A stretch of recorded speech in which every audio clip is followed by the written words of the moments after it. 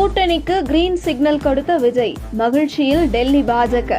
விஜயகாந்த் பார்முலாவை பின்பற்றும் விஜய். இன்னும் தமிழக சட்டசபை தேர்தலுக்கு சில மாதங்களே இருக்கும் நிலையில் தாவேக நிலைப்பாடு என்ன என்கிற குழப்பம்தான் தொடர்ந்து நீடித்து வருகிறது. குறிப்பாக கடந்த 2006 மற்றும் 2011 ஆகிய 2 சட்டசபை தேர்தலிலும் விஜயகாந்த் எடுத்த நிலைப்பாடுதான் தேர்தல் முடிவுகளை மாற்றியது.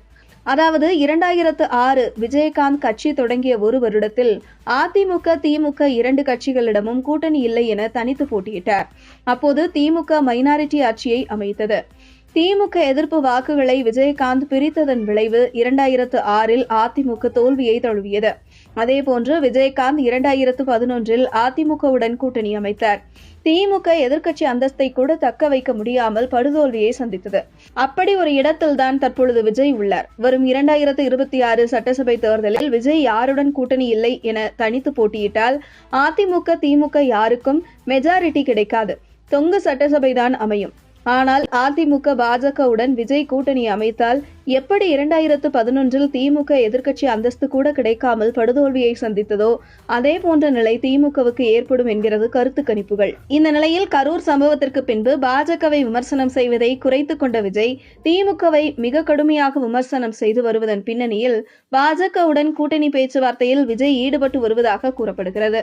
குறிப்பாக ஆந்திர துணை முதல்வர் பவன் கல்யாண் கரூர் சம்பவத்திற்கு பின்பு சுமார் 3 முறை விஜயை தொலைபேசியில் தொடர்பு கொண்டு கூட்டணி குறித்து பேசியிருக்கிறார். ஆனால் விஜய் தன்னை முதல்வர் வேட்பாளராக முன்னிறுத்தி தன்னுடைய தலைமையில் கூட்டணி அமைத்து தேர்தலை சந்திக்கவே விருப்பம் தெரிவித்து வந்திருக்கிறார். மேலும் காங்கிரஸ் தரப்பில் இருந்தும் விஜயுடன் கூட்டணி பேச்சுவார்த்தை நடத்தி வந்தாலும் கூட ராகுல் காந்தி திமுகவுடன் கூட்டணியை தொடர விரும்புகிறார். பிரியங்கா காந்தியுடன் விஜய் கூட்டணி அமைக்க வேண்டும் என்கிறார். இப்படி காங்கிரஸ் உள்ளே மிகப்பெரிய குழப்பம் நீடித்து வருகிறது.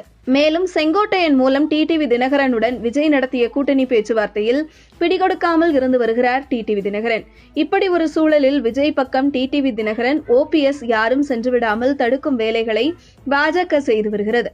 அந்த வகையில் விஜய் உடன் யாரும் கூட்டணிக்கு செல்ல விடாமல் தனிமைப்படுத்தும் வேலையை பாஜக செய்து வருவதன் பின்னணியில் விஜயை தனிமைப்படுத்திவிட்டால் அவர் நம்முடைய கூட்டணிக்கு வந்து விடுவார் என்பதுதான் பாஜக திட்டமும் கூட. இப்படி ஒரு சூழலில் சமீபத்தில் விஜய் தரப்பில் பாஜக நடத்திய பேச்சுவார்த்தையில் காங்கிரஸ் கட்சியின் பதிலுக்காக நாங்கள் காத்திருக்கிறோம் என விஜய் தரப்பு தெரிவித்திருக்கிறது.